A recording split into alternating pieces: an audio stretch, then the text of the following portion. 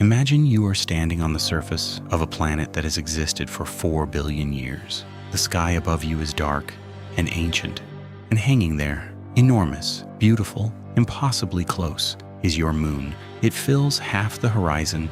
It is breathtaking. It is familiar. It has been there since before the first ocean wave, before the first breath of atmosphere, before anything alive ever looked up and wondered. And it is going to kill everything.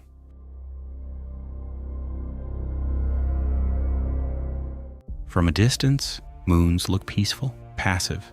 They drift in their orbits like lanterns hung in the dark, graceful, silent, permanent. We named ours after the Latin word for month. We wrote poetry about it, we landed on it, we trusted it. But here's the problem. Every single moon in the solar system, is locked in a gravitational war with its planet. A slow war, an invisible war, and some of them are already losing. There is a boundary in space with no marker. No line, no warning sign. Scientists call it the Roche Limit. Cross it, and gravity stops holding you together. Your own moon, your companion, your constant, begins to tear itself apart. The physics are merciless. When a moon drifts too close to its planet, the gravitational pull on the near side becomes catastrophically stronger than the pull on the far side. The difference in that force doesn't bend the moon. It doesn't crack it. It unmakes it, atom by atom, mountain by mountain, pulling it apart, like wet clay between two fists. What was once a world becomes a ring.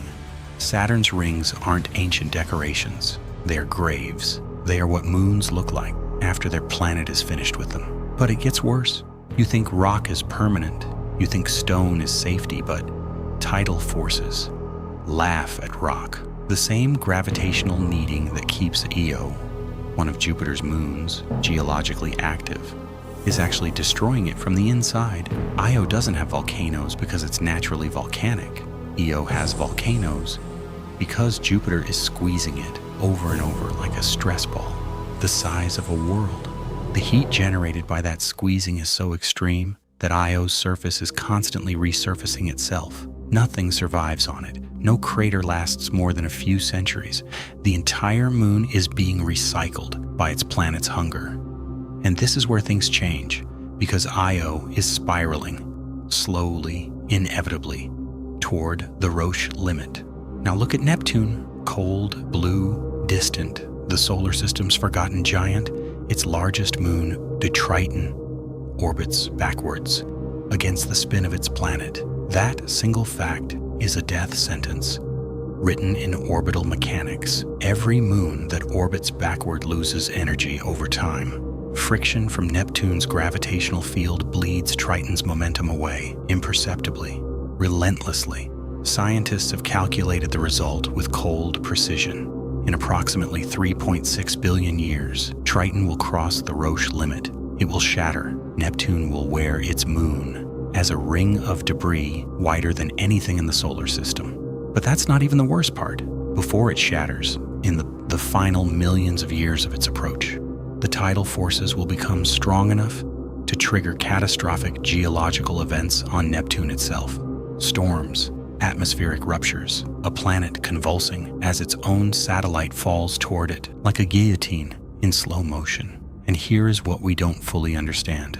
We don't know how many moons across the galaxy are already inside their Roche limits. We don't know how many planets have already been ringed, their surfaces scoured clean, their atmospheres stripped by the shock wave of a collapsing satellite. We don't know if Earth's moon is stable, not truly, not forever.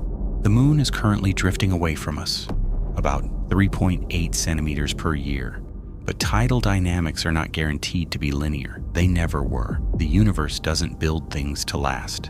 It builds things to collide.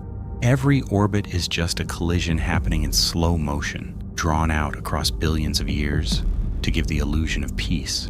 We looked up at the moon and saw permanence. We saw beauty. We wrote it into our calendars and our myths and our most intimate metaphors. But the moon was never ours. It was always just passing through, and somewhere out there, right now, another world sky is filling with the light of a familiar companion.